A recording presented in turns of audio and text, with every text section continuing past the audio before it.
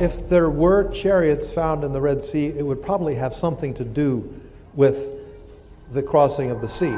For more than 3,000 years, one question has haunted historians, theologians, and skeptics alike. Did Pharaoh's army truly vanish beneath the Red Sea? Or was it just a legend repeated for faith, not fact?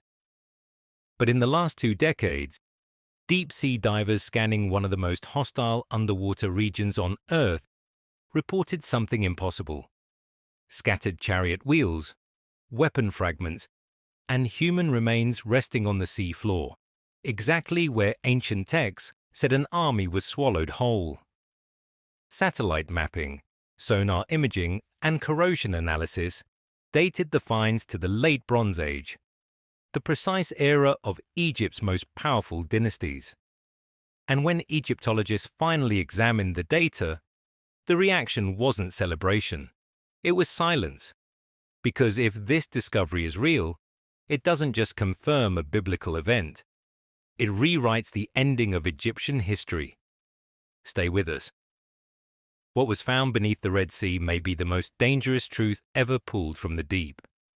Before this story disappears again, like, subscribe, and stay with us. Here's what most people never heard about. In late 2024, a small, tightly guarded team quietly launched a private expedition into the Red Sea. No universities, no press releases, no academic headlines. This was a covert operation, funded by private backers who poured over $10 million into a mission many experts said was pointless. And they weren't using standard archaeology gear. They brought advanced side-scan sonar, military-grade underwater robots, 4K cameras powerful enough to see in near-total darkness, and ultra-sensitive magnetometers designed to detect buried metal beneath layers of sand and coral. They weren't searching for shipwrecks or broken pottery.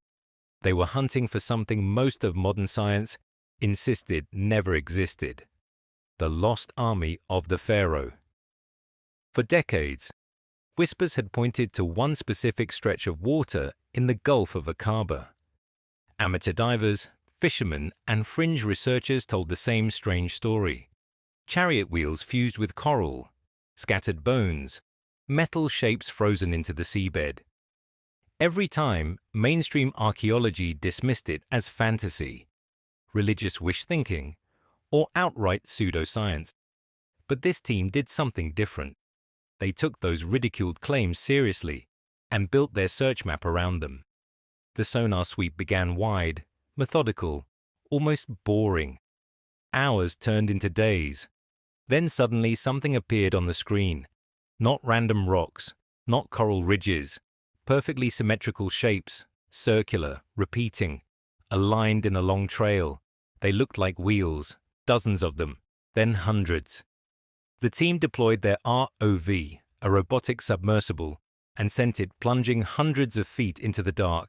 At first, nothing but sand. Then the lights hit something round, half-buried, completely wrapped in coral. There was no mistaking it. A chariot wheel. Then another, and another. What they were seeing wasn't a single wreck. It was a debris field nearly 1.5 miles long. That's when the divers went down. Elite deep-sea professionals, many with military backgrounds, descended into the silent depths. What they found was terrifying in its scale. This wasn't an accident. This wasn't erosion. It was a battlefield. The seafloor was littered with chariot parts, wheels with 4, 6, and 8 spokes. That detail mattered. Those designs perfectly matched the evolution of Egyptian chariots during the New Kingdom, from older models to elite, high-status war chariots used by top commanders and royalty. All of them were there, together, broken, scattered. They found twisted axles, crushed chariot frames, petrified wood fused with bronze, everything locked in place by centuries of coral growth. And then came the bones, horse skeletons, exactly where they would be if still harnessed. Ribs, skulls, leg bones, and mixed among them, unmistakably human remains, spines, pelvic bones, skull fragments. This wasn't discarded equipment. This was a mass grave.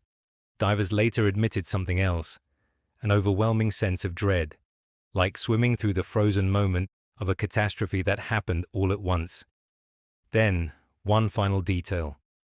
A diver swept a light across a coral mound and saw a faint glint, gold. Not bright, not polished, just a dull sheen trapped beneath centuries of build-up. It matched the most controversial claim of all. That one chariot wheel may have been gold-plated, possibly belonging to a high-ranking general, or even the Pharaoh himself. They didn't touch it. Removing it would destroy it.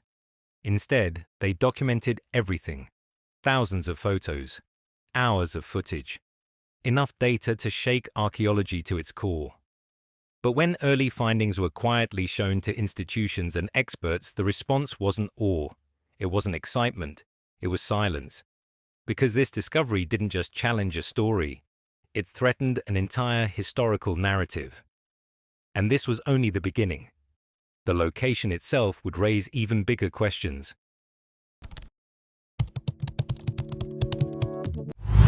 So why this exact spot? What's so special about this random patch of the Gulf of Aqaba? Yeah, about that. This is where the story gets even more incredible. The location of the dive was not random. It was chosen because it's one of the most unique and bizarre underwater features on the entire planet. The Gulf of Aqaba, which separates the Sinai Peninsula from modern-day Saudi Arabia, is known for being extremely deep. We're talking about a massive underwater canyon that in most places plunges down to 5,000 or even 6,000 feet. That's over a mile straight down. It is a massive, impassable trench. Trying to cross it with an army of chariots, or even on foot, would be completely impossible. It is a sheer cliff of dark water, except for one very specific place. Right where the divers found the army, there is a massive, flat land bridge that spans the entire Gulf. It's an underwater plateau stretching nearly 10 miles from the shore of a massive beach in Egypt called Nuweiba to the shore of Saudi Arabia. And get this, on either side of this bridge, the seabed plunges dramatically into those 5,000-foot deep abysses. But the bridge itself, it's relatively shallow. Now, shallow is a relative term. It's still about 900 feet deep at its deepest point. But compared to the mile-deep canyons on either side, it is a raised pathway. The sonar maps show it clearly. A distinct, massive underwater road, 10 miles long and several miles wide. This underwater pathway is the only place in the entire 100-mile length of the Gulf of Aqaba that an ancient group of people could have even attempted to cross. What most people don't realize is that this geographical feature is a perfect one-to-one match for the ancient story. The biblical account describes the fleeing Israelites being trapped against the sea, with mountains on either side, and the Pharaoh's army closing in. The location at Nuweiba Beach is a perfect fit. It's a massive, sprawling beach, but it's completely walled in on either side by steep, impassable mountains. The only way in is from the west, and the only way out is forward, into the sea. And right there, at that exact spot, is the underwater bridge. This geography is a massive wow factor, because it's a detail that ancient writers could not possibly have known about. You can't see it from the surface. You can only find it with advanced sonar. Yet the story they told points directly to this one-of-a-kind location. The geography itself acts as a massive, silent piece of evidence, suggesting that something historic and catastrophic happened right here. A corridor can also be a trap. The linear distribution of the artifacts, the mile-and-a-half-long trail of wheels and bones, follows the path of this submerged bridge. It looks exactly like a group that was caught in the middle of the passage. This location also explains why the artifacts are still there. The 900-foot depth protected them from storms, ship anchors, and looters for millennia. And the unique currents created by the deep canyons on either side have trapped silt and sediment on the plateau. This sediment slowly buried the artifacts, and of course the warm, clear water is perfect for coral growth. The coral has acted like natural concrete. It grew on the hard, solid surfaces of the chariots, the wood, the bronze, the leather. Over thousands of years the wood rotted away and the metal corroded, but the coral held its shape. The divers weren't just finding wheels, they were finding wheel-shaped coral. They are essentially fossils of chariots. Without this specific geography and biology, any remnants would have been scattered and dissolved into nothing centuries ago. This land bridge, this perfect crossing, also explains the scale of the find. An entire army, with hundreds of chariots, horses, and soldiers forced into this narrow 10-mile bottleneck, would be completely and totally vulnerable. When the disaster struck, there was no escape. They couldn't go left, they couldn't go right, they were trapped. This tragic bottleneck explains the massive concentration of artifacts. It's a silent, underwater testament to a cataclysmic event. The fact that this terrain is so unique also helps debunk one of the main skeptical arguments. Critics often say, oh, it's just a random shipwreck. But here's the deal, this isn't a shipwreck. It's hundreds of military chariots, all from the same time period, all found in a linear path on the only plausible land crossing in the entire Gulf. That's not a coincidence. That's a scene. This unique path wasn't found by accident. One man claimed it was there all along.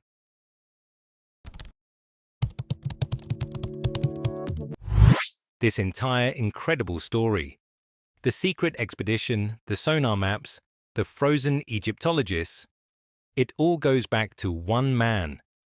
A man who was not a professor, not a famous archaeologist, and not part of the academic elite. His name was Ron Wyatt, and for decades, the entire world thought he was a complete crank. So, here's the deal with Ron Wyatt. He was a nurse anesthetist from Tennessee. He was also a passionate, deeply religious, self-taught biblical adventurer, driven by an unshakable, literal belief that the stories in the Bible were physical, locatable history. He spent his life and his own money trying to find the physical proof. He was the definition of an amateur, an outsider, and that's putting it lightly. In the 1970s, Wyatt became obsessed with finding the true Red Sea crossing. He dismissed the traditional Reed Sea theories, small, marshy lakes in northern Egypt. He followed the biblical clues, which he believed pointed to a massive body of water deep enough to drown an army. His search led him to the Gulf of Aqaba and, specifically, to the massive, mountain-locked beach of Nuweiba. He reasoned with simple logic that if this was the spot where the Israelites were trapped, then this must be the spot where the sea parted. And if that was true, then the remains of Pharaoh's army must be at the bottom of the Gulf, right on that underwater land bridge. So in 1978, armed with basic scuba gear, a small boat, and a lot of faith, he did something no one else had bothered to do. He dove down. What he claimed to find was exactly what the new $10 million expedition just verified.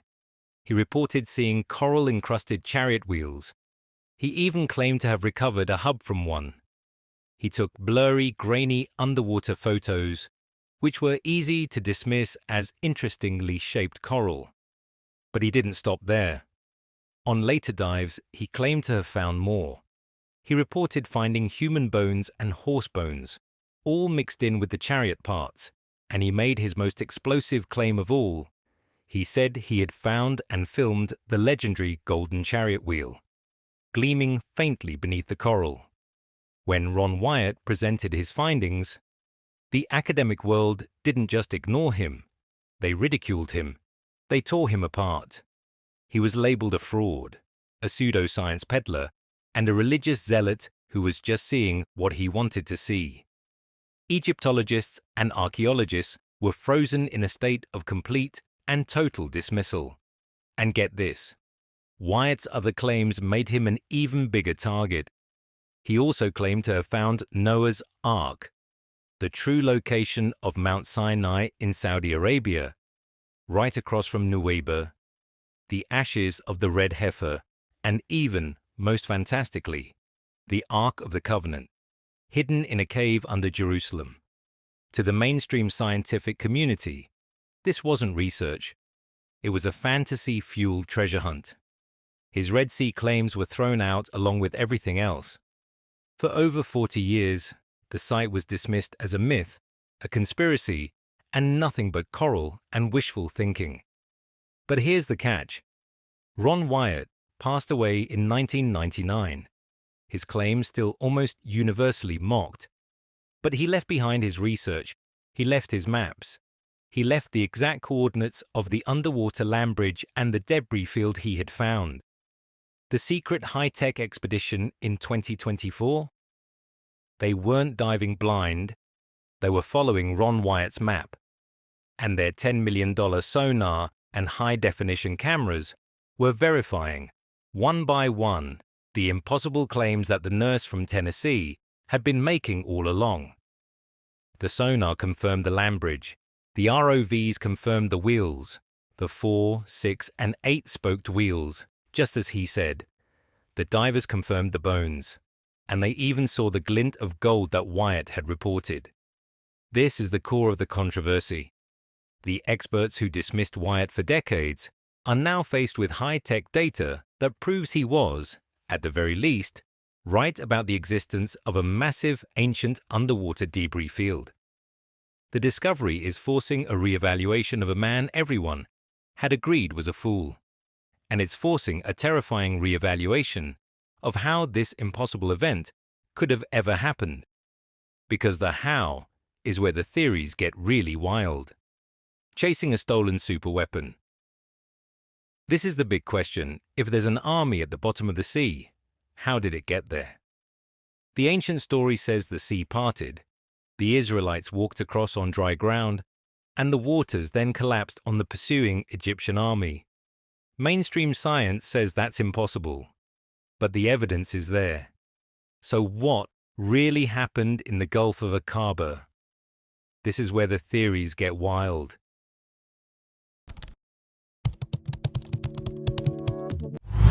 This is a big one. What if the miracle was actually a perfectly timed natural disaster?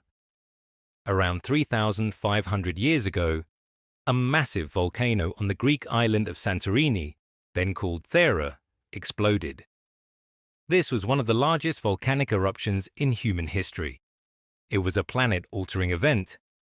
This mega eruption, hundreds of miles away, would have created a massive tsunami that radiated across the Mediterranean. But what most people don't realize is that tsunamis have a famous, terrifying signature: the drawback. Before the giant wave hits, the sea recedes. The water is pulled back suddenly and dramatically, often for miles, exposing the seabed. To an ancient person who had never seen this, it would look like a miracle, the sea literally parting. So here's the theory. The Israelites are trapped at Nuweiba. The Pharaoh eruption causes a massive tidal drawback in the Red Sea. The water pulls back, exposing the 10-mile land bridge. It's a miracle. They run across. The Egyptian army, seeing their path, charges after them onto the exposed muddy seabed. But here's the catch. The drawback is just the first part. The second part is the wave returning. Just as the Egyptian army, with its heavy, wheel-bogged chariots, reaches the middle of the Gulf, the tsunami hits. A wall of water, hundreds of feet high, roars back into the Gulf, annihilating the entire army in an instant. It's a scientific explanation that fits the story almost perfectly. The timing, the parting, and the collapse of the walls of water.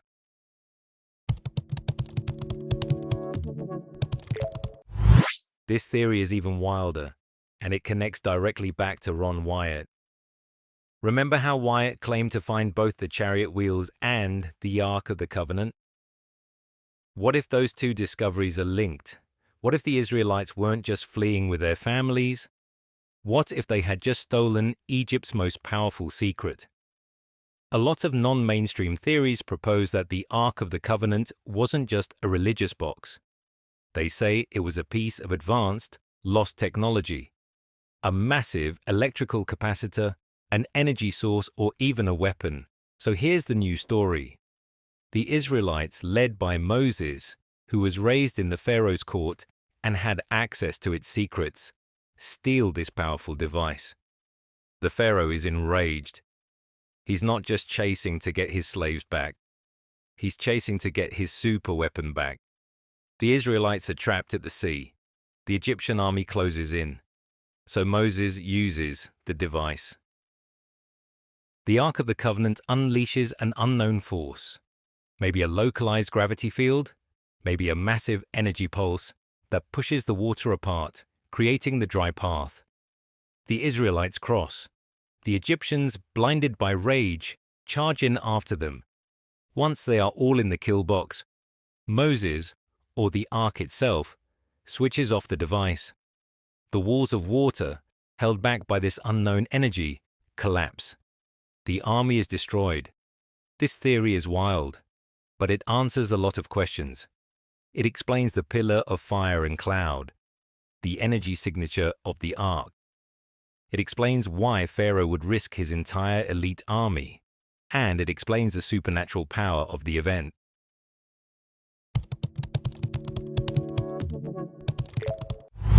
This theory sounds like science fiction, but it refuses to go away. Some researchers believe ancient civilizations may have understood sound and frequency far better than we give them credit for. Not just music, not just ritual, but sound as a physical force.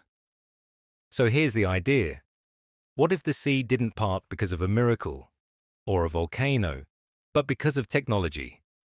What if the staff of Moses wasn't just symbolic? What if it functioned as a kind of tonal device, a resonator designed to emit a precise frequency, one powerful enough to move water itself? Modern experiments have already shown that sound waves can manipulate matter. Under the right conditions, acoustic pressure can lift objects, push fluids, even hold things in place.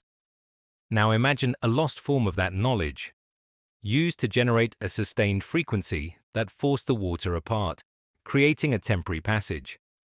And when the Egyptian army moved in, the frequency stopped. Whether it was a volcanic event, a natural disaster, or a forgotten technology, all these theories point to the same conclusion. Something massive happened in that gulf. Something powerful enough to erase an entire army in a single moment and preserve its remains beneath coral for thousands of years. So if the evidence is really there, why the silence?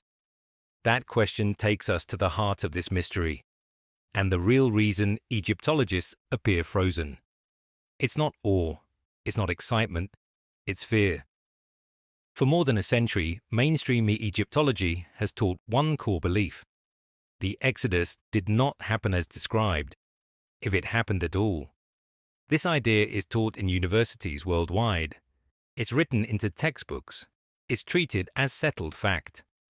The argument sounds reasonable. Scholars ask, where is the evidence of millions of people wandering the Sinai for 40 years? Where are the camps, the graves, the pottery? And why would Egypt, obsessive record keepers, fail to mention the total destruction of their most elite military force in a single day? Modern Egyptology is built on timelines and power structures that cannot include such an event. Accepting it would collapse decades of scholarship. So the story is labeled myth, a symbolic narrative, not literal history. A dive team follows the map of a man the academic world mocked for decades. A religious amateur, a so-called crank, and they don't find vague hints. they find a massive underwater debris field, hundreds of chariots, wheels, axles, frames, all scattered in chaos. And not just any chariots, 6-spoke and 8-spoke designs, used exclusively by Egypt's elite forces during the 18th dynasty. The timing fits, the location fits, even the geography fits. A natural land bridge crossing one of the deepest parts of the Gulf, exactly where the ancient account places the crossing. If this site is real, then the experts weren't just mistaken. They were wrong. And not a little wrong, career-ending wrong. A professor who has spent 30 years teaching that the Exodus is a myth cannot suddenly admit that a dismissed outsider was right. Every paper, every book, every lecture would collapse overnight, so they freeze. They go quiet. They question the source instead of the evidence. They label it unverified. They call it pseudoscience. They say it's just a mix of shipwrecks from different eras, even when everything points to a single, catastrophic event. They demand impossible levels of proof for this site, while accepting far less elsewhere. Because acknowledging this discovery wouldn't just change history, it would force them to rewrite it. They're the gatekeepers of history. And this discovery isn't knocking on their door, it's a battering ram. Because if they give even an inch, the entire ivory tower comes crashing down. So they won't. Ever. But here's the unsettling thought. What if this goes beyond protecting a few academic careers? What if it goes much deeper? What if this is bigger than archaeology? Think about it carefully. If this site were proven beyond any doubt to be the remains of Pharaoh's army, it wouldn't just confirm a historical event. It would become physical, scientific evidence for one of the most foundational miracles of the Old Testament. That changes everything. In a world already strained by religious and political tension, such proof wouldn't stay in a museum. It would reshape belief systems overnight. It would simultaneously validate Judaism, Christianity, and Islam. 3 global faiths tied to the same story. That's not just academically disruptive. That's geopolitically explosive. What happens to other belief systems? What happens to strictly secular governments that have built their authority on the idea that religion is mythology? Do you think powerful institutions want billions of people suddenly pointing to hard evidence of divine intervention in history? That's not a debate. It's a time bomb. And when powerful people feel threatened by an inconvenient truth, they don't argue against it. They remove it. This is where the story turns chilling, because the evidence appears to be disappearing. Take the most controversial claim of all, the golden chariot wheel. Ron Wyatt said he found a 4-spoke wheel, an elite design used only by royalty, possibly even the Pharaoh himself. He claimed it was recovered, documented, and reported to Egyptian authorities. And then, it vanished. No museum record, no official photographs, no public statement. The single artifact that could have settled the entire debate simply ceased to exist. Skeptics laugh and say, that proves it was fake. But what if it wasn't? What if it was confiscated, locked away, buried in a vault so deep it would never see daylight again? Because the truth it represented was too dangerous? And it doesn't stop there. The 2024 expedition compared their ultra-high-resolution sonar scans with Wyatt's original maps from decades ago. What they found was disturbing. Entire sections of the debris field, areas once described as dense with chariot parts and skeletal remains, are now strangely empty. Is that natural erosion or something else? The team reported drag marks on the seafloor, marks consistent with heavy objects being deliberately pulled away. That's not random. That's not currents. That's surgical. So the question becomes unavoidable. Over the past 40 years, has someone been quietly removing evidence, piece by piece, erasing history from the bottom of the sea? We may be running out of time. The site itself is fragile. Coral formations are eroding. Bone fragments are dissolving. But nature isn't the biggest threat anymore. People are. The experts are frozen because they're standing at the edge of a cliff. Behind them is their reputation, their careers, their version of history. In front of them is a dark gulf filled with evidence that shouldn't exist. And while they hesitate, silent and unmoving, the shadows keep working. The evidence keeps disappearing. So what is this? The greatest archaeological discovery ever made? Or the most elaborate hoax in modern history? And if it's real, who is so desperate to make sure we never see the proof? Tell us what you think in the comments. And if you want to stay ahead of stories they don't want discussed, like, subscribe, and stay with us.